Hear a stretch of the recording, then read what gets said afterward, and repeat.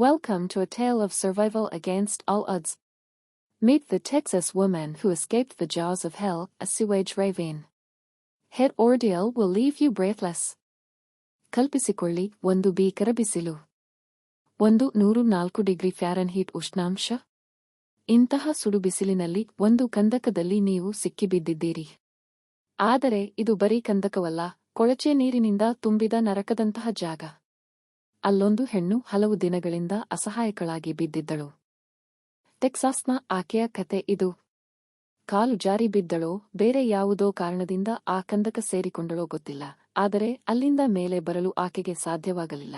ದಿನಗಳು ಉರುಳಿದವು. ಪ್ರತಿ ಕ್ಷಣವೂ ಮೃತ್ಯುವಿನ ಭಯ ಕಾಡುತ್ತಿತ್ತು. ಕೊಳಚೆ ನೀರಿನಲ್ಲಿ ನಿರಂತರವಾಗಿ ಇರುವುದು ಸುಲಭವಲ್ಲ. ದೇಹಕ್ಕೆ ಸೋಂಕು, ಜ್ವರ, ನಿರ್ಜಲೀಕರಣದ ಸಮಸ್ಯೆಗಳು.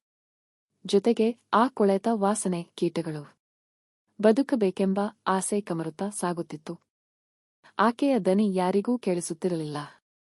ಮನೆಯಿಂದ ಹೊರಬಂದ ಮೇಲೆ ಒಂದು ದಿನವೂ ನೀರಿಲ್ಲದೆ, ಆಹಾರವಿಲ್ಲದೆ ಬಿಸಿಲಿಗೆ ಮೈಯೊಡ್ಡಿ ಇರುವುದು ಅಂದರೆ ಸಾಮಾನ್ಯ ಮಾತಲ್ಲ. ನಮ್ಮ ದೇಹದ ಶಕ್ತಿ ದಿನೇ ದಿನೇ ಕುಗ್ಗುತ್ತಾ ಸಾಗುತ್ತದೆ. ಪ್ರತಿ ಉಸಿರು ಸಾವಿನ ಹತ್ತಿರಕ್ಕೆ ಕರೆದೊಯ್ಯುವಂತೆ ಭಾಸವಾಗುತ್ತಿತ್ತು. ಮತ್ತು ನೀವು ಜವಾರಿ ಆತ್ಮ ಅನ್ನು ಮೊದಲ ಬಾರಿ ನೋಡುತ್ತಿದ್ದರೆ, ನಿಜ ಜೀವನದ ರೋಚಕ ಕತೆಗಳು ನಿಮಗೆ ಇಷ್ಟವಾದರೆ ಈಗಲೇ ಸಬ್ಸ್ಕ್ರೈಬ್ ಮಾಡಿ. ಪ್ರತಿದಿನ ಒಂದು ಹೊಸ ವಿಡಿಯೋ. ಹಲವು ದಿನಗಳ ನಂತರ ಒಬ್ಬ ದಾರಿಹೋಕರಿಗೆ ಒಂದು ಸಣ್ಣ ಸಪ್ಪಳ ಕೇಳಿಸಿತು. ಯಾರೋ ನೋವಿನಲ್ಲಿರುವಂತೆ ಭಾಸವಾಯಿತು. ಅವರು ತಕ್ಷಣ ಪೊಲೀಸರಿಗೆ ಮತ್ತು ಅಗ್ನಿಶಾಮಕ ದಳದವರಿಗೆ ಮಾಹಿತಿ ನೀಡಿದರು. ತಕ್ಷಣವೇ ಸ್ಥಳಕ್ಕೆ ಧಾವಿಸಿದ ರಕ್ಷಣಾ ತಂಡಕ್ಕೆ ಆ ದೃಶ್ಯ ಆಘಾತಕಾರಿಯಾಗಿತ್ತು. ಆಕೆ ಬದುಕಿರುವುದು ಒಂದು ಪವಾಡವೇ ಸರಿ.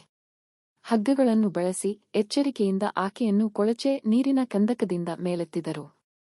ಆಕೆ ಇನ್ನೂ ಜೀವಂತ ಇದ್ದಳು. I cheated death's grip, she reflected, her voice a testament to the unbreakable human will. The desire to live is the greatest power of all. ಆ ಹೆಣ್ಣು ಆಸ್ಪತ್ರೆ ಸೇರಿ ಚಿಕಿತ್ಸೆ ಪಡೆದಳು.